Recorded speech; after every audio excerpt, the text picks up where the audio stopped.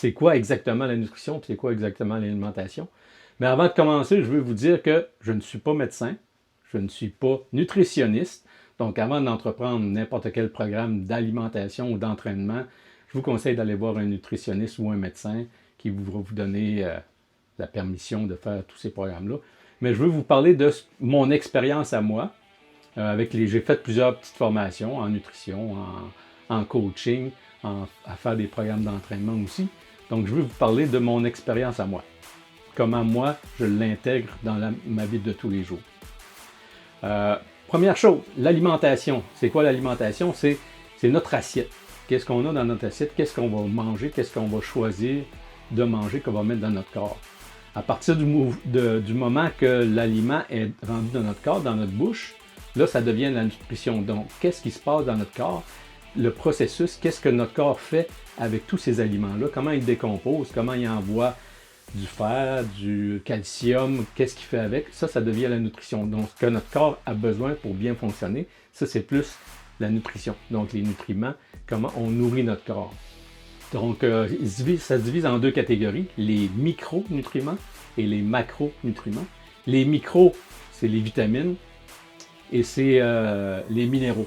Donc, on n'en parlera pas beaucoup dans cette vidéo-là. Peut-être dans un prochain vidéo, je vais aller plus en détail. Donc, c'est plus profond dans l'alimentation. Je vais vous parler surtout, dans cette vidéo-là, des macronutriments. Les macronutriments, c'est quoi? C'est les glucides, les protéines, les lipides, et il y a aussi l'alcool. Donc, l'alcool, il y a des calories dans l'alcool. Donc, dans les protéines, chaque gramme de protéines a 4 calories. Les lipides, chaque gramme de lipides a 9 calories. Chaque gramme de glucides a 4 calories et chaque gramme d'alcool a 7 calories. Les glucides, c'est quoi? Donc, les glucides, c'est l'énergie directement disponible quand j'ai besoin de me lever, de manger, de bouger. C'est là que c'est l'énergie disponible le plus rapidement, c'est les glucides. Les lipides, notre corps en a besoin. Pour le cerveau, travaille beaucoup avec des lipides. Toutes les hormones, c'est avec les lipides. C'est très, très important. Protéines nous aident à réparer, à guérir, nos muscles à grossir. C'est surtout les protéines qui font ça. Je n'ai pas parlé d'alcool, mais l'alcool, c'est important, comme je l'ai dit tout à l'heure, c'est 7 calories à chaque gramme. Donc, dans ton plan alimentaire, il faudrait qu'il n'y en ait pas trop, parce que ça va monter tes calories. À quoi ça sert? Ça sert à avoir du plaisir, à avoir du fun, mais on essaie de ne pas trop en prendre parce que ça augmente tes calories, puis à la fin de la journée, si tu consommes beaucoup d'alcool, il va falloir que tu consommes moins d'aliments parce que sinon tu vas prendre du poids, tu vas prendre du gras. Donc il faut essayer de le limiter autant que possible. OK, maintenant vous allez me dire, oui, mais Gilles, comment je fais pour calculer mon apport calorique journalier? Quelle quantité de nourriture que je dois manger dans une journée? Pour perdre du poids, gagner de la masse musculaire ou pour le maintien? Le premier, un outil web. Je vous montre exactement comment ça fonctionne. Donc, calculateur, je vais vous mettre en lien la page web. Et donc, mon âge. Je compte mon âge, 61 ans. Mon poids, 74 kg. Ma taille en centimètres, 174. Mon niveau d'activité physique modérément actif. Et calculé. Donc, 2431 calories. Donc ça, c'est le nombre de calories pour maintien. Si je mange 2431 calories dans ma journée, je devrais rester au même poids que je suis là en ce moment. Ce calculateur-là est efficace, mais il n'est pas précis. Donc ça peut nous aider une base pour commencer. Donc je sais, d'après ça, si je mange 2431 calories, que je devrais être en maintien. Il va falloir que je l'essaie pour voir, parce que peut-être que pour moi, ça sera pas assez ou trop, dépendamment de mes habitudes de vie. Est-ce que je dors bien? Est-ce que je suis stressé? Est-ce que je bois beaucoup d'eau? Donc, ça donne un outil pour le départ, un très très bon outil. Mais il y a d'autres méthodes aussi qu'on va voir un peu plus tard. Deuxième outil, donc si on n'est pas très à l'aise avec la technologie, on peut prendre une feuille, un crayon et écrire tout ce qu'on mange, tout ce qu'on ingère dans une journée pendant 3 jours minimum. Ça peut être une semaine, ça peut être un mois, plus qu'on va le faire longtemps. et plus ça va être précis. Donc, si on voit pendant un mois tout ce qu'on a mangé, on vérifie notre poids, ça n'a pas bougé, donc on peut calculer notre apport calorique journalier pour le maintien. Si j'ai pris un petit peu de poids, ben là, je peux voir que mon apport calorique est peut-être un peu trop grand à chaque jour, donc je mange un petit peu trop, qu'il va falloir que je diminue, ou etc. Ou si j'ai perdu du poids, donc je peux voir si mon apport calorique est bon ou n'est pas bon. C'est une autre façon. Donc, je vous ai dit, on peut l'écrire sur un papier, mais il y a plein d'applications gratuites et il y en a aussi des payantes où je peux tout rentrer, tout ce que j'ingère et ça va tout calculer automatiquement. Et même, je vais avoir mes macros avec ces applications-là. Donc, ils vont tout calculer mes apports caloriques pour la journée, pour la semaine, pour le mois, etc. Donc, c'est une façon aussi un petit peu plus simple. Donc, cette méthode-là, où je mets toutes mes données dans une application ou sur une feuille de papier, est la méthode la plus précise. C'est une méthode qui demande un petit peu plus de temps, mais on va être vraiment, vraiment précis avec cette méthode-là parce qu'on écrit exactement tout ce qu'on mange dans une journée. Donc, la troisième méthode pour calculer notre apport calorique journalier, combien je devrais manger de calories, c'est un système on se sert de chiffres pour multiplier le poids de notre corps. Donc, par exemple, si je veux être en maintien, donc si je mange ce nombre de calories-là, je reste pareil, mon poids ne monte pas et ne baisse pas. Donc, je multiplie le poids de mon corps par 15. Pour moi, si je le fais, donc 15 fois 165 livres, ça donne 2475. Donc, si je mange 2475 calories à tous les jours, mon poids ne devrait pas bouger. Avec le calculateur web qu'on a vu juste avant, lui, il me disait 2431. Donc, c'est assez proche. Mais l'avantage du calculateur web, c'est qu'il prend en compte mon activité physique. Ce que le calcul par un chiffre ne prend pas en compte. Donc, si je multiplie le poids de mon corps par 12, je vais être en perte de gras, donc un déficit calorique d'environ 500 calories. Donc, 165 multiplié par 12 donne 1980 calories. Le calculateur web me donnait 1700 calories pour une perte de gras drastique. Un peu trop drastique à mon avis à moi. Et si je multiplie mon poids par 10, donc ça serait une perte de poids agressive, donc qui ressemble à ce que je viens de dire pour le calculateur à 1700. Donc mon poids par 10, 165 multiplié par 10, donne 1650 calories, qui est proche du 1700. Donc c'est une perte de gras très agressive qui n'est pas souhaitable à mon avis. Donc si je perds trop de gras trop vite, trop de poids trop vite, je vais perdre la masse musculaire, pas juste du gras, donc qui n'est pas souhaitable. Les muscles, on en a besoin. Donc, je vous ai parlé de 3 façons de calculer. Le premier, tout écrit, en résumé. J'écris tout ce que je mange de 3 à 1 semaine, 3 jours à 1 semaine. Et là, je vais pouvoir voir ce que je mange tous les jours, si je prends du poids, si j'en perds. Le deuxième, le calculateur web, qui peut être une bonne option. Et le dernier, qui est moins précis, mais qui est plus facile, donc multiplié par un chiffre, soit 15, 12 ou 10, le poids de notre corps. Maintenant, quand on sait le nombre de calories qu'on doit manger à tous les jours, il y a des outils pour nous aider. Donc, soit encore une fois, on peut l'écrire sur une feuille de papier, tout prendre en note, donc c'est beaucoup de travail. Il y a des calculateurs Excel aussi, ceux qui sont bons avec Excel, faire des feuilles Excel, puis rentrer tout, puis ça va faire des calculs automatiques si on écrit les bonnes formules. Ou aussi, il y a des applications. Il y en a qui sont gratuites. Celle qui est super populaire, MyFitnessPal. Je pourrais, si vous êtes intéressé, écrivez-le dans le commentaire, vous faire une vidéo pour vous expliquer comment ça fonctionne MyFitnessPal.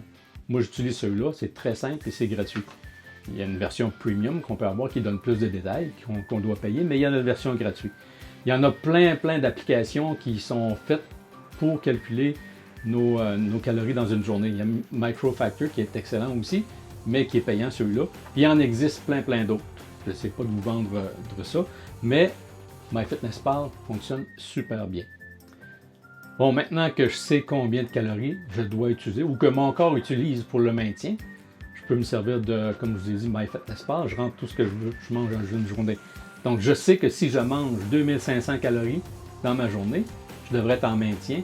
Donc, mon poids, ma moyenne de mon poids dans une semaine devrait rester pareil.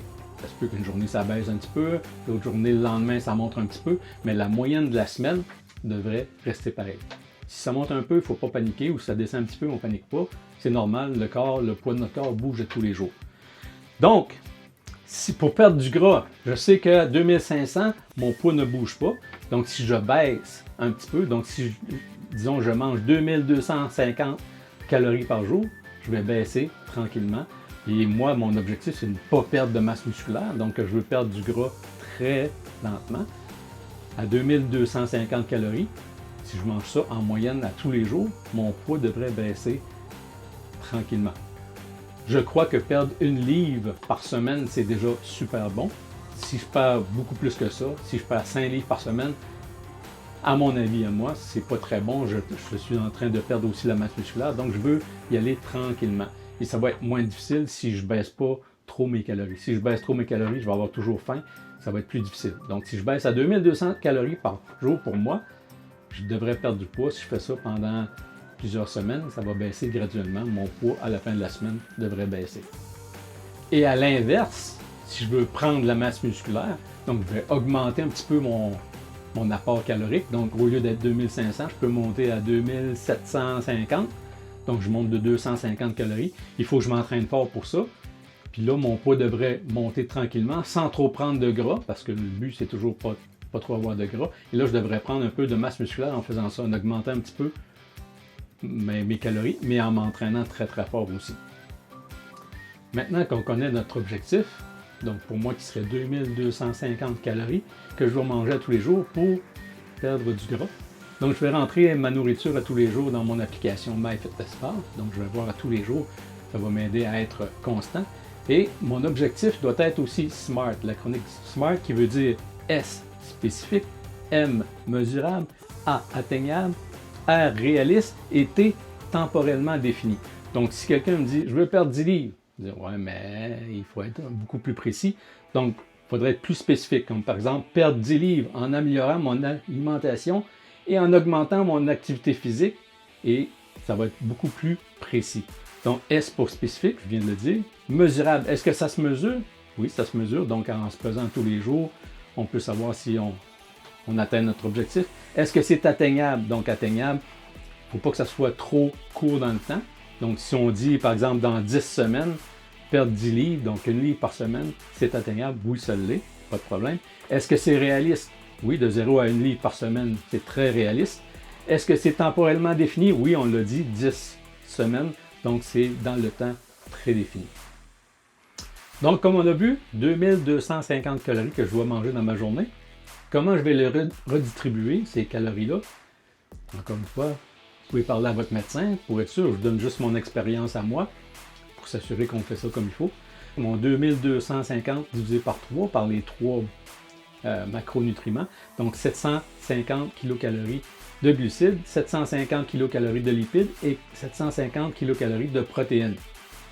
Donc, je vais décider comment je vais le distribuer dans ma journée. 750 kilocalories de glucides, ça donne 187 grammes de glucides dans ma journée. Est-ce que je veux les manger plus avant l'entraînement? Est-ce que je veux manger plus de protéines le matin? Il y en a qui préfèrent manger les protéines le matin. Donc, les protéines, c'est la même chose que les lipides, que les glucides, excusez. Donc, 750 kilocalories de protéines divisé par 4 donne 187 grammes de protéines que je dois manger dans ma journée. Je vais le diviser de la façon que je veux. Moi, je préfère manger des protéines le matin au déjeuner. Ça me donne de la satiété, j'ai moins faim, je suis capable de me rendre jusqu'au dîner. Donc, dépendamment de ce qu'on veut faire. Les lipides, 750 kilocalories divisé par 9, donc ça donne 83 grammes de lipides que je dois manger dans ma journée. Je divise ça dans ma journée comme je le veux. Est-ce que je vais manger 3 fois dans la journée, 3 repas, ou 3 repas avec 2 collations ou 3 collations? Mon total de la journée devrait être 2250 kilocalories, avec 750 de glucides, 750 de lipides et 750 de protéines. Bon, pour les calculs de calories pour des repas, je vous donne un exemple. L'exemple parfait du bro meal. Bro meal, c'est les repas traditionnels des culturistes, des bodybuilders, poulet, riz, brocoli. Donc, par exemple, pour que ce soit plus facile à calculer, 100 g de riz basmati, 100 g de blanc de poulet cuit et 100 g de brocoli cuit. Donc, 100 g de tout ça cuit, facile à calculer. Donc, le riz basmati, 100 g quand il est cuit, donc ça donne à peu près environ 25 g de glucides, environ proche de 3 grammes de protéines et environ 1 gramme de lipides. Il y a aussi des fibres et de l'eau. Dans 100 grammes de poulet blanc, il n'y a pas de glucides, environ 30 grammes de protéines et environ 7 à 8 grammes de lipides. Le riz, 100 grammes de brocoli, excusez, donc ça donne environ 7 grammes de glucides, environ 3 grammes de protéines et 0,37 grammes de lipides, avec des fibres aussi et un peu d'eau. Donc pour un total de 350 calories pour ce repas-là. Donc je vous résume ça, j'ai rentré ce repas-là dans MyFitnessPal. Donc le résumé, 38 grammes de protéines, 32 grammes de glucides et 3 grammes de lipides dans ce repas complet-là, riz, poulet, brocoli. Donc en conclusion, on essaie d'adapter notre apport calorique au quotidien, ce qu'on mange tout le temps. On essaie aussi d'avoir des aliments sains, de manger le moins transformé possible.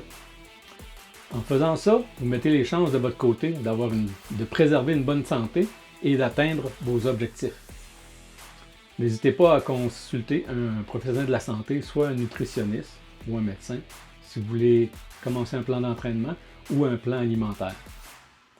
Ceci met fin à la partie 1. Dans la partie 2, on va voir plein de trucs pour vous aider à atteindre vos objectifs, pour réussir votre transformation. Si vous êtes intéressé à d'autres vidéos, abonnez-vous. Cliquez sur la cloche pour avoir des notifications quand il va y avoir des nouvelles vidéos. À la prochaine!